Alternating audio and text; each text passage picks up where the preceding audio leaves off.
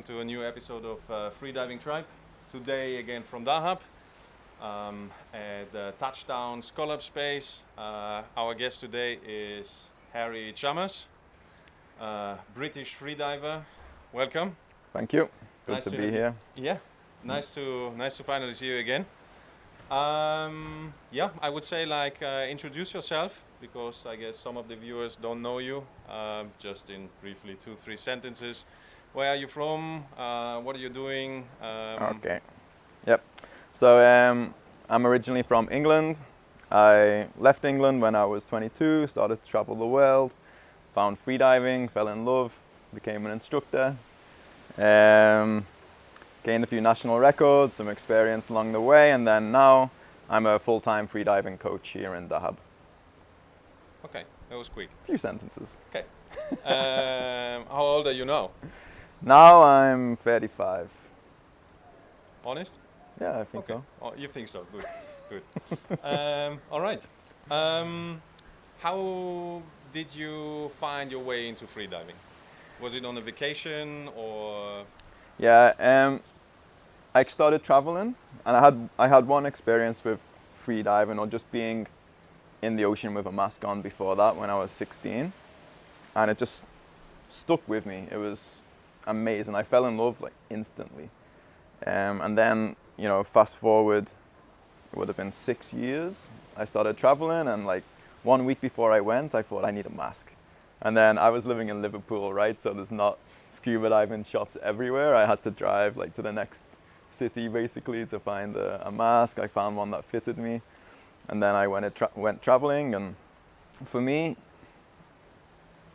automatically, if I saw a fish, I would dive down and try and just catch the fish. Like, By your bare hands? yeah, obviously I never did, but that was my game. So I could say from as soon as I went in the water with a mask, I tried to free dive, and then I loved the water. I loved this new environment. It was it made me feel like a kid again. When you're a kid and you just see like a group of trees, and you can go in there. Maybe it's only 50 square meters or something, but you can go in there and just explore and have adventures with your friends for hours. And I had that exact same feeling when I was in the water. Everything was completely new. I didn't know how fish act. I didn't know what might be underneath this cave or underneath this reef, or what might happen. And I had this like sense of adventure again from that I had in my childhood. So every time I would go to the water, I'd be diving, looking around, interacting with the fish, and then very, very organically, I just started to get more comfortable, go deeper, get some better equipment, which gave me more depth. And then I wanted to take it to the next level, or at least I wanted to be more comfortable underwater and learn how to stay under for longer. And then I did my first freediving courses. But not in England? Yeah. Yeah, my first course was here in Dahab with Brian Crossland. He's still here now. Yeah. Okay, cool. Do you still have the feeling when you discover the world, like traveling to new places and you go into the water, you still have this sensation like, oh wow, what is behind this rock? Oh, I go down there and check out what's going on there? Or it's honestly like being underwater now feels more normal. It feels like home for me now. So if I'm in a place with very interesting topography, oh, I love it. Or with big fish around, then it's great. I still get that feeling. But now I can kind of like, as soon as I hit a reef, I'll just look at it and then I'll know, is this going to be a good reef or like not so interesting? So you're a little bit spoiled now. I'm spoiled. This has been my life for more than a decade, so Yeah. It takes something special to get me a bit excited now. Yeah. But I still, like, if I turn up somewhere and I'm on the coast, then I'll always have that thing like, okay, I need to at least go see, you know. No, for me it's the same. Like as you described, like you don't know what is behind the next corner or something like this, and yeah, I really, really like that feeling. You developed at one certain point also a way into competition freediving. How did that came? Well, actually, I only ever competed in one competition. Like last year, it was a static competition to kind of give my friend motivation. But I did some national records on the sled, so it had to be like record attempts, not competition. But I've been around competition for a long time. Like usually as head of safety and safety. Back in the days, there was a competition here called Red Sea Cup, run by Pim and Wendy. Yep. So that was my first competition, and then I did some record attempts after that, and I was working in Greece in Kalamata with Stavros for 2 years. So okay. we hold something like 4 or 5 competitions a year there, plus record attempts in between. And I was like head of safety for each of them, head of safety for the World Championships in 2016, head of safety for the first competitions that Hussein started to run here, the Dahab Championships. Now they stopped, huh? Because some problems. Temporarily, like the last couple have been cancelled just because the Egyptian authorities have made it basically like too complicated or impossible to hold competitions at the moment. Really a pity. I'm sure we'll find a way around it, but for now everything is on pause. And 2 years ago I became a judge as well, but normally I'm either coaching an athlete, so I've got a coach for the competition, or I'm safety, or I'm teaching. So like I don't get time to compete and I don't get time to judge. Yep. So, you know. So you mentioned coaching, like we talked also before, like coaching is now like the main thing you are doing here. Tell us a little bit, what kind of coaching, what is like your main focus, because coaching can be everything, there's a huge variety of things you can coach. So what would you say is your main thing you coach, or your specialty? Like don't go directly to the specialty, more or less like how you went into coaching and... Okay. You've taught courses, right? And I'm sure a lot of people watching this also are instructors and have taught courses. And like at first, you kind of enjoy it, but at the same time, you haven't been given the tools that you really need to help anybody with problems. So like maybe only half the people pass the course, right? And then you start to realize, okay, like even these people that didn't pass, I could have helped them to pass if I just had enough time. And then you get somebody then you start to teach the next level, and you see, wait, this guy's come here to learn free fall, but he can't duck dive yet. He should have learned that in the previous course. So now I've got to start to teach duck dive, and we don't manage to teach Frenzel free fall. And then the next level course, I'm meant to teach mouth fill, but this person doesn't know how to free fall.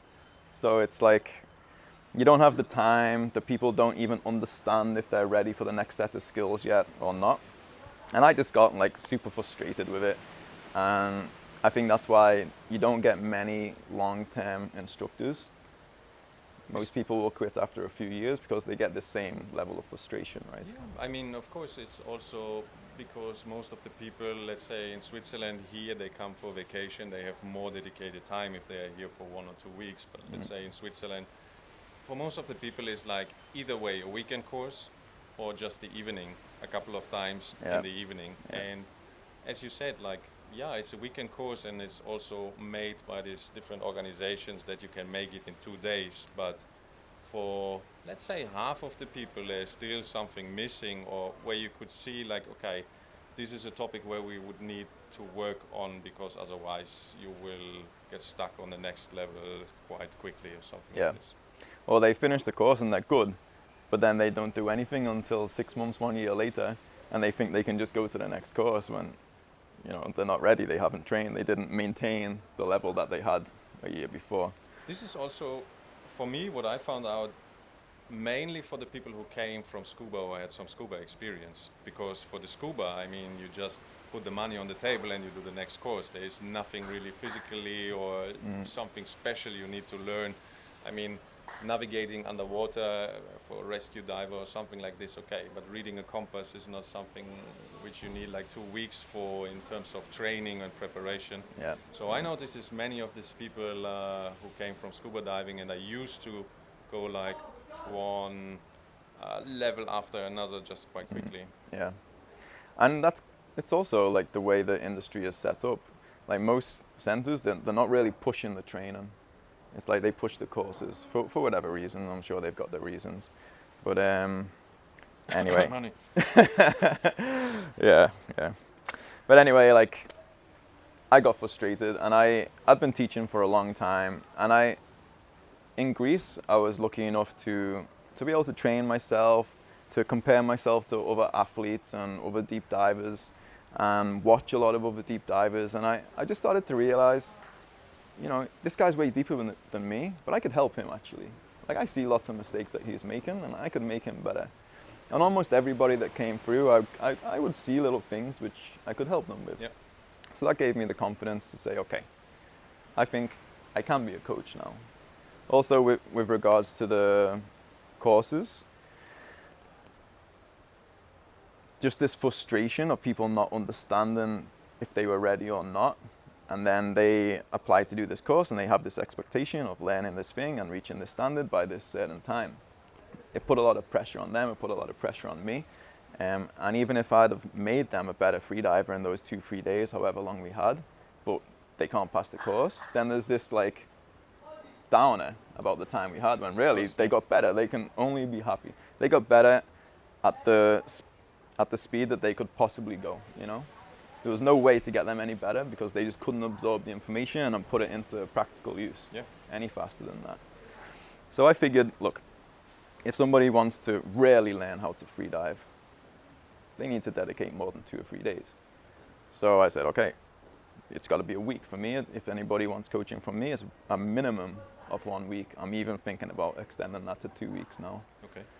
And I don't care. I make it super clear before anyone comes to me. I don't really care what you want. What's going to happen is I'm going to make you a better freediver. And if that means we need to spend the 2 weeks doing just one skill until you get it, okay, I'm going to try and make it interesting and work on some other things. But if I can just teach you that one thing and it takes you 2 weeks, then cool, at least you know that thing at the end of it. Rather than just very shallowly just throwing information at the person and nothing really sticks. They don't really understand anything, so it's gone by the next time they try to dive, you know. You know, normally it's not one thing. Normally I can teach one thing a day, or maybe one thing every 2 days, and then we just build and build and build until the diving looks good, you know. I mean, if you notice on the first day, like, okay, these are 6 topics, and you just throw the 6 topics to the person, it's impossible. It's a buffer overflow. It's not working like this. Yeah, which is exactly how a course works, right? Yeah, more or less. I mean, they need to do their skills in a certain amount of time, and you need to try as good as possible that they are able to achieve it. Yeah, and all you need to do as pass is to demonstrate them skills one time. So if they get it by a miracle, okay, doesn't mean they got it. In theory, in practical, you still have the chance to show it 2 times or 3 times. So yeah, that was kind of it. You know, I kind of reached the point where I'd rather not teach another course and just completely restart my life. But I thought, okay, I'm going to go to Dahab. I'm going to just say, right, from now on, I'm a coach, and that's all that I do. And that's what I did like 4 years ago. I was lucky. First few people that came to me and was for a long time, a month each. Everybody around got to see how much they progressed. Then people started coming who were stuck for a long time, and everybody knew they'd been stuck for a long time. I helped them get over these issues. And then like slowly my reputation just built more and more until here I am. Freediving passion. Okay. So what's your specialty now after, let's say, 4 years of coaching? What would you say is now your specialty, or became maybe even your specialty? Well, for me, it's very important that everybody that comes to me, we approach everything in a complete way. So I wouldn't say I have a specialty. Like Andrea, for instance, we can definitely say his specialty is equalization, right? Some say. Especially him. No, but he knows his shit. He knows his shit. But I see it differently. I see it's very rare that there's truly an equalization problem. Like sometimes people are struggling with equalization at a certain depth, but it's not necessarily just equalization. Like maybe they're just super stressed out, or maybe they're not free falling in a proper way, so they're getting distracted, they lose focus on equalization, and then they swallow. Maybe they're getting contractions on the way down because they've got a lot of negative associations to depth, or they don't even know how to relax the body. So for me, I approach everything in like a complete, wholesome way. I'd say if I had to nail down my speciality, it would be fixing people. Fixing people. He's the fixer. Yeah. Like, I'm not gonna pretend that I mean, I've helped a lot of people reach national records, but I'm not gonna say like I'm the guy to help people get world records to get to 100 meters. Most of the people that come to me are instructors, or they've done all the levels of the recreational courses, and I just come and I just tidy them up. I help them know what they need to do, because there's still like so many gaps in knowledge and understanding of like what is right, what is wrong, how do you need to go down. And I just spend the time. We talk, we do stuff in the water. We spend like 7 hours a day together, 5 days a week. I kind of like fill in all the gaps in knowledge that people kind of didn't get in the first place or just didn't fully understand from the courses. So when people leave me, they have like all the skills, all the knowledge, all the capabilities to keep training on their own. They know what to do. There's no doubt. A lot of people have doubts about simple things with freediving, like equalization or free fall, or where to free fall, or buoyancy, and all these things. I basically fill in all the gaps in knowledge for people. Okay. So when you want to come to Dahab and want to fix some of your problems, he will be one of the guys you should contact. I will leave the information for Harry down in the description below. Cool. Okay. Beside free diving and coaching, is there anything else you do and let's say you develop the passion for? Mm-hmm. Yeah, plenty of things. I've got to admit, freediving's kind of took over the last 6 years. But before that, I was a traveler, and I was always like... But you still, when you find the time, you still travel. A little bit. I travel less to see things than to do things, and it's been like that for quite a while, right? So, you know, if I want to go rock climbing, I'll just go to a place that's got really good rock climbing. You know, I don't really want to go to that place. I want to do the climbing. Okay. So I see myself more of an adventurer these days. Yeah, as I was traveling, I kind of felt like I was just following all the other travelers' footsteps. You know, like everybody, if you go to India, you go to the same fucking places, and same with Southeast Asia, same with everywhere, right? You go where Lonely Planet, for the kids out there, they don't even know what Lonely Planet is, but you go where Lonely Planet tells you, right? They go where TikTok goes. And like, then I thought, you know what, fuck this, I'm gonna just make my own adventures. Yeah.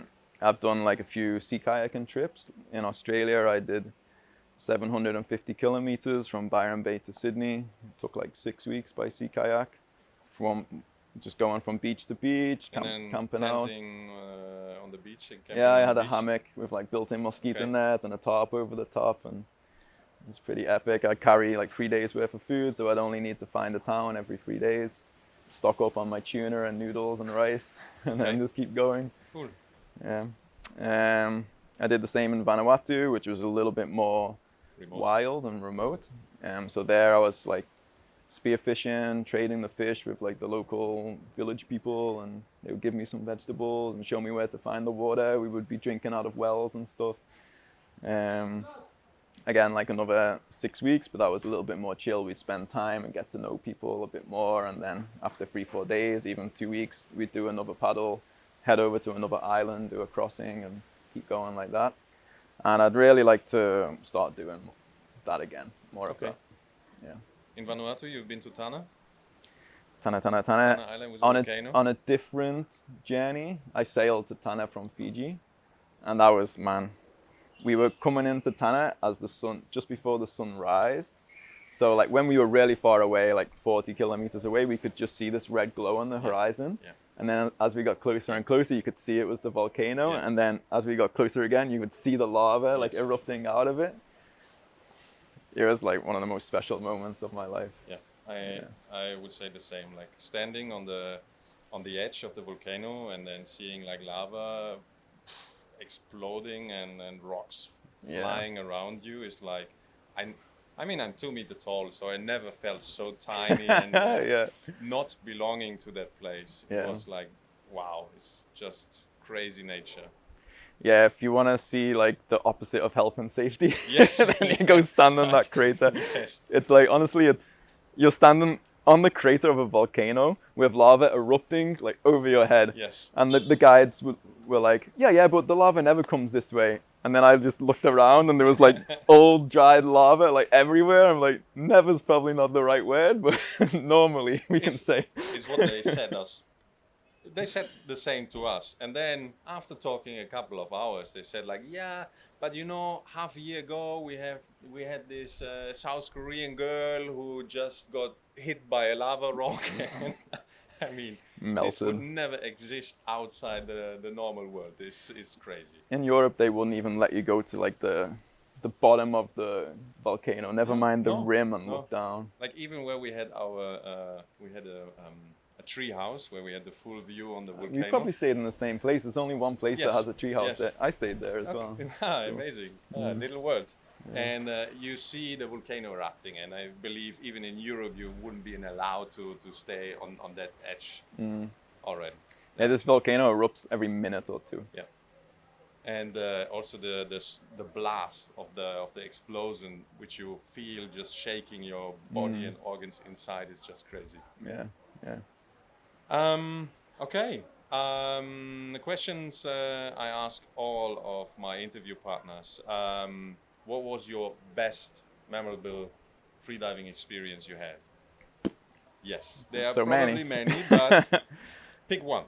Can be competition, can be recreational, can be even teaching, coaching. If you say like this was really a cool, nice memory. Yeah, I had when I did my no limits record. It was in Greece. It was like one of my last diving days in Greece as the season was closing, and Stavros. Like most people, when they have no limits, it'll be like a tube that comes out of the tank into the lift bag, right? Yep. But Stavros uses copper tubing, like a copper pipe. And I hit the bottom of my dive. I'm like, this is only, I think, my second ever no limits dive.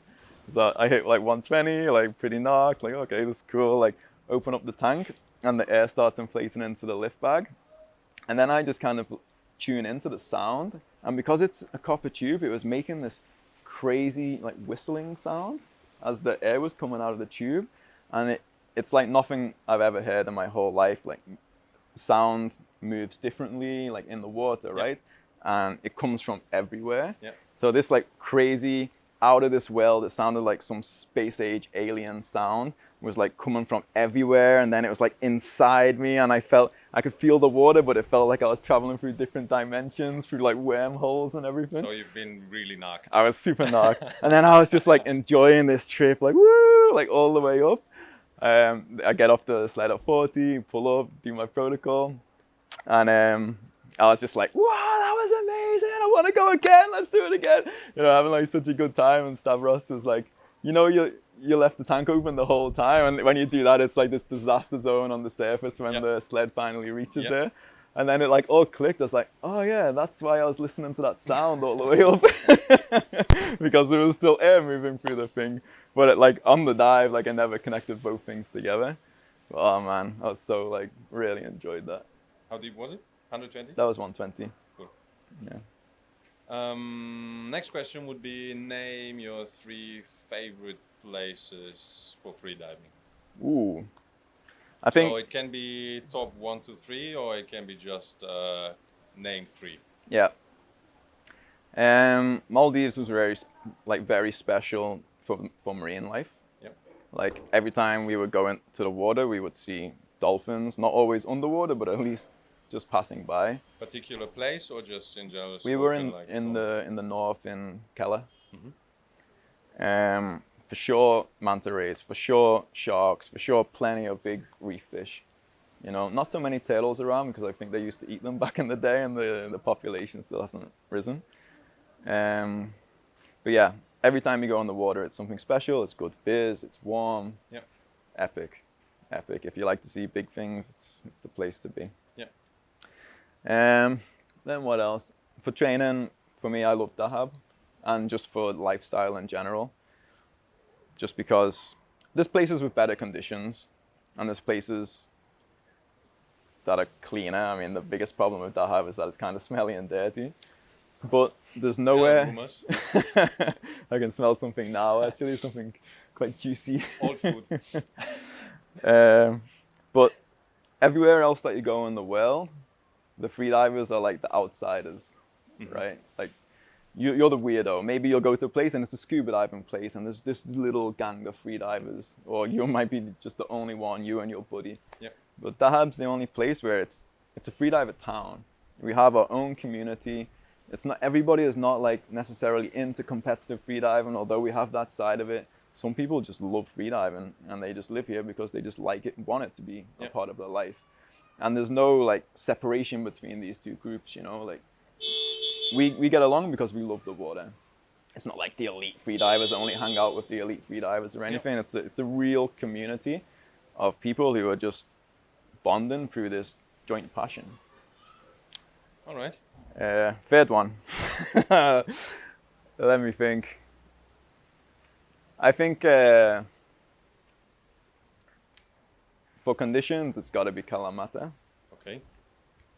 Like almost every day, it's completely calm. Calm zone. We would only get maybe 4 or 5 days with current in the year. You got your safety there for everything. You don't need to lift a finger. He's got his sonar. They've got the electric winch. It's pretty epic. But it's also like a toss-up between Andrea's place, like because Andrea in Freediving World, he's thought about everything and any little detail. Like he hasn't like tried to skimp on a penny. Like you walk into that center and there's like 5 oxygen tanks floating around, and then you go to the platform and there's another 2 there. He takes the divers' safety with like the paramount of importance. And then, you know, the staff they're there for you. You know, you go out there and, you know, like if you ask them to meet you at 30, they're going to be at 30, like no doubt about it. Then you get out, you've got the showers, you got the swimming pool. It's a pretty nice setup. And just, I mean, in front of the sea. So number 3 is like a pair. Yeah. Okay. Good. All right. That's it. Thank you very much. Yeah, welcome. I will put his Instagram and his contacts in the description below. So if you're curious coming to Dahab and want to have some coaching, now it's 1 week, maybe soon it's 2 weeks minimum. That's for you, not me. So contact Harry for that. And hope to see you guys soon on the next episode. Bye-bye.